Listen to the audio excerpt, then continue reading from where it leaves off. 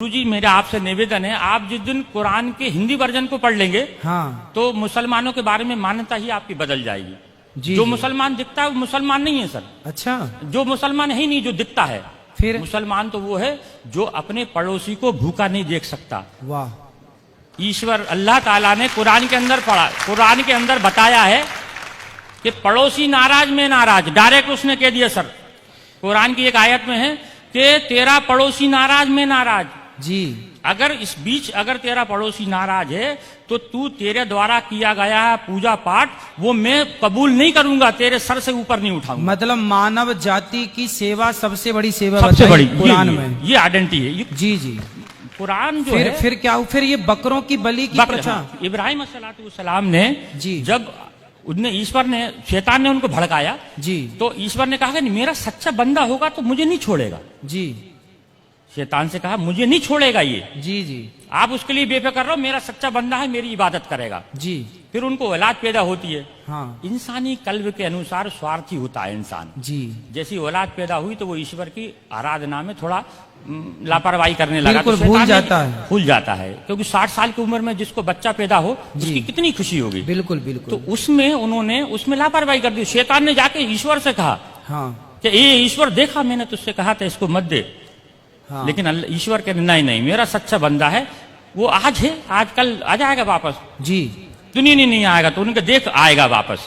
तो ईश्वर ने आप इब्राहिम अलैहिस्सलाम को ख्वाब में जो है एक बशारत दी कि ए इब्राहिम कुर्बानी, कहा कुर्बानी हाँ शब्द कहे तो इब्राहिम अलैहिस्सलाम ने उस वक्त के हिसाब से 100 ऊंटों को जुबा कर दिया, कुर्बान कर दिया।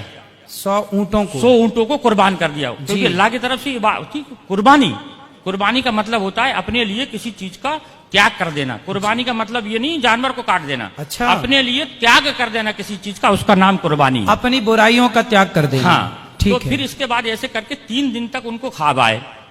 फिर उन्होंने चौथे दिन अल्लाह ताला से कहा अल्लाह ऐसा क्या मामला है कि इतनी कुर्बानी देने के बाद तू मुझसे नाराज, मतलब नाराज है, मेरी कुर्बानी को कबूल नहीं कर रहा। तो अल्लाह ताला ने कि इधर से दूसरे चौथे दिन उनको बशारत हुई कि दुनिया के अंदर सबसे ज्यादा जिससे तू मोहब्बत करता है उसकी कुर्बानी। अच्छा। तो अब उन्होंने फिर अपनी पत्नी से कहा कि अल्लाह की तरफ से ऐसा आया है कि कुर्बानी मांग रहे हैं।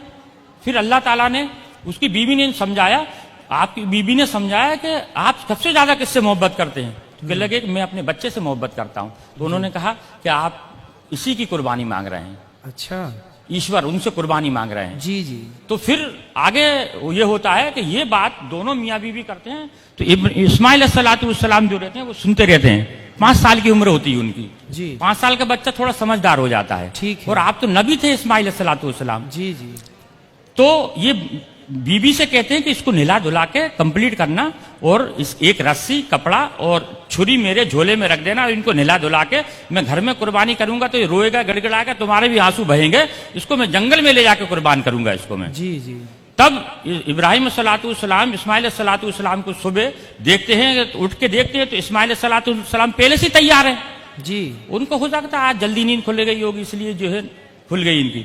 जी। जब ये आगे जब उनको जंगल में लेके जाते हैं, जब जंगल में लेके जाते हैं, जब उनके हाथ पैर बांधने लगते हैं तो इस्माइल सलातुल्लाम ये कहते हैं कि अल्लाह ताला अब्बा जान आप अपनी आंखों पे पट्टी बांध लो।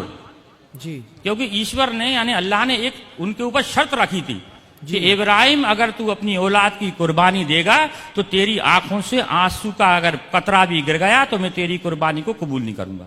अब बताइए सर। जी जी। एक तो शर्त लगा दी बेटी की कुर्बानी की और आंसू की।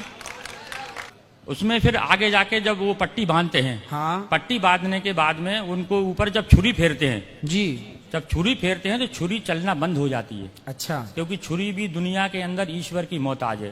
दुनिया के अंदर कोई भी मैं आप दुनिया की हर चीज ईश्वर की मोहताज है। ठीक है। वो ईश्वर जब तक किसी चीज को आदेश नहीं देगा वो उसकी हिम्मत नहीं है कि वो उस पर किसी चीज पे चल जाए। जी जी। फिर जब वो जबरदस्ती फेरते हैं तो मैं की आवाज आती है सर। ये सब किताबों के अंदर लिखा है। जी जी। मैं की आवाज आती है तो देखते हैं कि मेरे बेटे के अंदर से मैं यानी घमंड, अभिमान। कुरान का मैं अगर लिखा है मैं का मतलब होता है घमंड। जी। कि मेरे बच्चे के अंदर से मैं की आवाज आई। तो वो जब कपड़ा हटाते हैं तो देखते हैं कि एक जो है भेड़ का बच्चा है जो नीचे पड़ा हुआ है और इस्माइल अलैहिस्सलाम दूर खड़े हैं। अच्छा। सिर्फ ईश्वर की परीक्षा थी वो, जी। मकसद था सिर्फ परीक्षा लेना। परीक्षा लेना। अब वो पूछते हैं इस्माइल से, अल्लाह से पूछते, अल्लाह आपने एक तो ये कटवा दिया, हाँ। आपने परीक्षा ली, जानवर का क्या करना है? तब उन्होंने ये कहा था कि इसके 3 हिस्से करो, एक आप खाओ, एक पड़ोसी में बांटो और एक गरीबों को दो। फिर उन्होंने कहा कि ये वाली जो चीज है कुर्बानी, यानी ईश्वर की तरफ से दी गई हर चीज की कुर्बानी मुसलमान के लिए जायज है। तो उसकी इस चीज को, उस घटना को याद करने के लिए लोग बकरा ईद पे कुर्बानी करते हैं। बकरा खाना मकसद नहीं है, हाँ। या बकरा काटना मकसद नहीं है जी। मकसद है सर सिर्फ उस चीज को याद करना कि अब बाप ने अपने बेटे की कुर्बानी सिर्फ ईश्वर के कहने पे दी, ये मकसद है सर। ये है बस अकेला, ये समझाना चाह रहा था। बकरा काटना मकसद नहीं है, मकसद था सिर्फ ईश्वर के आदेश का पालन करना। जी, ये था बस। नहीं तो उन्होंने किया ईश्वर के आदेश का पालन, उन्होंने किया ईश्वर के आदेश का पालन। जी जी। तो फिर बाकी लोग उस बकरे को काटने का वो रिवाज चालू हो गया। जी जी जी, बस मकसद सिर्फ इतना सा था कि इस चीज को याद करना है। और तो अभी आपके हिसाब से ये बकरा काटना आज के युग में, चलो उनकी मजबूरी थी, उन्होंने, ईश्वर ने उनकी परीक्षा ली, पर जी। आज तो किसी की परीक्षा नहीं ले रहा है ना कोई। आज के हिसाब से, जिस हिसाब से लोग बकरा ईद को इस्तेमाल इस चीज को करते हैं, वो उनको इस चीज का ज्ञान ही नहीं है कि इसका मतलब क्या है। जी। उनका मतलब है कि उस जानवर को अपने बच्चों के जैसा पालो और फिर उसको अपने हाथ से जिबा करो, उसको फिर उसको बांटो दूसरों में। कुर्बानी सिर्फ उस चीज को याद करने के लिए है मकसद, और सबके लिए नहीं है। जो ये कुर्बानी करना सबके लिए नहीं है। अच्छा। जो जिसके पास हैसियत है उसके ऊपर जायज है बस अकेला। जी जी। सबके लिए नहीं है सर, ये सबके लिए नहीं है, सिर्फ जिसके ऊपर जायज है उसके लिए ऊपर है। तो ये किसी की हत्या करना, बकरे की इत्यादि हत्या, ये सही है या गलत है? मेरे हिसाब से अगर धर्म के हिसाब से देखें तो मैं मानता हूं उसके हिसाब से, उस वक्त के हिसाब से सही होगा। हाँ। अब आज के हिसाब से ये बड़े बड़े धर्म गुरु हैं, वो आपके, क्योंकि हर धर्म के गुरु होते हैं। जैसे आप हिंदू धर्म के आइडेंटिफाई हैं, आप जैसा आदेश देते हैं, अगर मैं अपने यहाँ से कहूँगा कि नाजायज है तो ये उनकी खिलाफत हो जाएगी, उनकी बुराई हो जाएगी। जी। और बुराई मतलब ये है कि किसी धर्म के प्रचारक की बुराई करना। हो सकता मैं अपने अंदर से कह सकता हूँ मेरे लिए बुरा है, लेकिन मैं धर्म के मामले में नहीं कह सकता कि ये धर्म के जो बड़े हैं उनके खिलाफ मैं अपना आदेश दूं कि नहीं ये बुरा है। जी जी। मैं अपने, क्योंकि मेरे घर में मेरे हिसाब से हम लोग मांस का बहुत कम उपयोग करते हैं। शादी ब्याह में जाते हैं, घर में इस्तेमाल नहीं करते सर हम। जी जी। शादी में हमारे यहाँ नॉनवेज नहीं बनता सर हम लोग, क्योंकि मैं ऐसे परिवार से बिलोंग करता हूँ जहाँ संबंध दूसरे लोगों से ज्यादा है सर। चलिए, भगवान आपको सुखी रखें। जी। आपसे बात करके अच्छा लगा।